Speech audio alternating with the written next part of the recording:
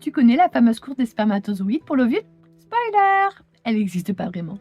La croyance populaire voudrait que le spermatozoïde qui atteint l'ovule, c'est le plus fort, le plus rapide. Mais c'est pas aussi simple. Une éjaculation, c'est 200 à 300 millions de spermatozoïdes qui se retrouvent dans le vagin. Là, ils vont devoir traverser le col de l'utérus qui est plein de glaire cervicale. C'est le mucus qui est produit par le col de l'utérus. Et lui, il va refouler tous les spermatozoïdes qui sont mal formés. Ici, le flagelle du spermatozoïde est super important pour pouvoir passer le col. Parce que si le flagelle ne marche pas bien, aucune chance que le spermatozoïde y passe.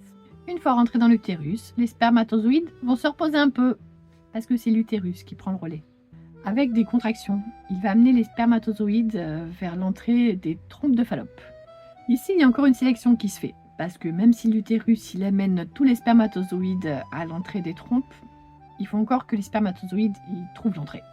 Et puis, il faut choisir la bonne trompe, parce que l'ovule, il est que dans une seule trompe. Pour rappel, une fois un ovule à gauche, une fois à droite. Donc, une chance sur deux.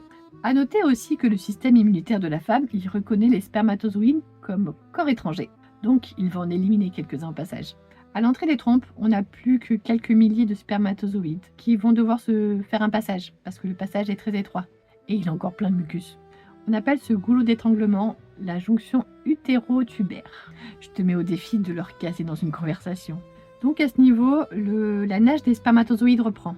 Au bout de la trompe, il n'y a plus que quelques centaines de spermatozoïdes. Un seul fusionnera avec l'ovocyte. Enfin, quand il y en a un. En conclusion, le flagelle du spermatozoïde, il va surtout servir à passer les obstacles mis en place par le corps féminin. La course des spermatozoïdes, c'est plus une course d'obstacles qu'une course de vitesse. Où celui qui gagne, c'est ni le plus rapide, ni le plus fort, mais celui qui arrive le mieux à s'adapter. Alors, tu la vois différemment maintenant, cette course ?